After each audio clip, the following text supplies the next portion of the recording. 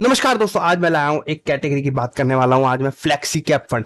Flexi cap fund में आपको सारी कैटेगरी के एक्सपोजर मिल जाता है। जैसे आपको कहीं और जाने की जरूरत नहीं पड़ती कि आपका लार्ज कैप भी होना चाहिए, मिड कैप भी होना चाहिए, स्मॉल कैप भी होना चाहिए, और मुझे कब अपना पोर्टफोलियो चर्न करना है, कब चेंज करना है सारी मतलब हर चीज इस फ्लेक्सी कैप फंड में मिल जाती है। क्यों मिल जाती है? क्योंकि यहाँ पे फंड मैनेजर को चॉइस मिलती है कि उसे 65% कम से कम इक्विटी एक्सपोजर में रखना है, और बाकी का वो चाहे तो ऊपर नीचे डेप्ट में रख सकता है।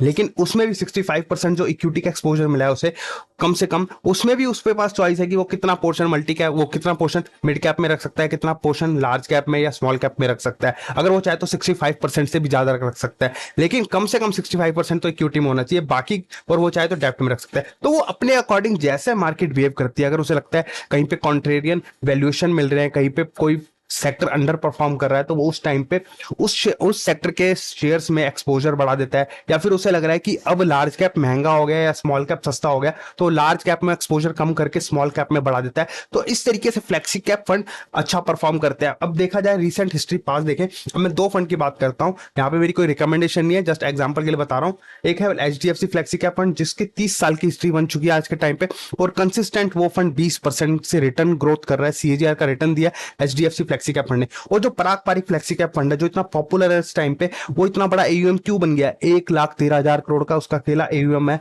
पराग पारिक फ्लेक्सी कैप फंड का। वो इसीलिए क्योंकि उस कंपनी ने, उस एएमसी कंपनीज ने तो ज्यादा फंड लॉन्च भी नहीं करे कि हमारे पास मल्टी कैप भी होना चाहिए, लार्ज कैप भी होना चाहिए, स्मॉल में। उन्होंने सिंपल रखी इन्वेस्टिंग अपनी कि एक फ्लेक्सी कैप फंड, एक टैक्स सेविंग के पर्पस के लिए ईएलएसएस फंड बना दिया, एक dynamic expo asset allocation fund बना दिया, और एक बना दिया डेब्ट म्यूचुअल फंड्स। तो इस तरीके से उन्होंने 4-5 फंड ही रखे अपने पास। सोचो, एक ही फंड मैनेजर को बस एक ही फंड में सारा काम करना है। वो ज्यादा अगर अपने फंड खोल देगा, ज्यादा फंड अपने बनाएगा, तो यहाँ पे अल्टीमेटली फंड मैनेजर भी कंफ्यूज होगा और सामने वाला इन्वेस्टर भी कंफ्यूज होगा। क्योंकि जब फंड मैनेजर को समझ नहीं आ रहा हो कि इतने सारे फंड्स हमने बना दिए हैं और हम ही खुद कंफ्यूज हो रहे हैं, तो सामने वाला इन्वेस्टर जो क्लाइंट है वो कैसे इन सब में इन्वेस्ट कर पाएगा, कैसे वो बिलीव कर पाएगा कि कौन सा फंड अच्छा परफॉर्म करेगा। तो इसीलिए सिंपल रहो, सटीक रहो, बिल्कुल आपको सिंपल इन्वेस्टिंग करनी चाहिए। आपको सोचना चाहिए कि लॉन्ग टर्म के लिए मुझे इन्वेस्ट करना है और मेरा एक्सपोजर कितना रहना चाहिए है। एक कैटेगरी पकड़ो अपना सिंपल सा फ्लेक्सी कैप फंड, बाकी झंझट ही खत्म बिल्कुल, और टेंशन फ्री रहो। क्योंकि जहां वहां पे आपने फंड मैनेजर को चॉइस दे दी, वो अपने बिहाफ पे, क्योंकि वो हमसे ज्यादा उसे नॉलेज है, हमसे ज्यादा वो एक्सपर्ट है,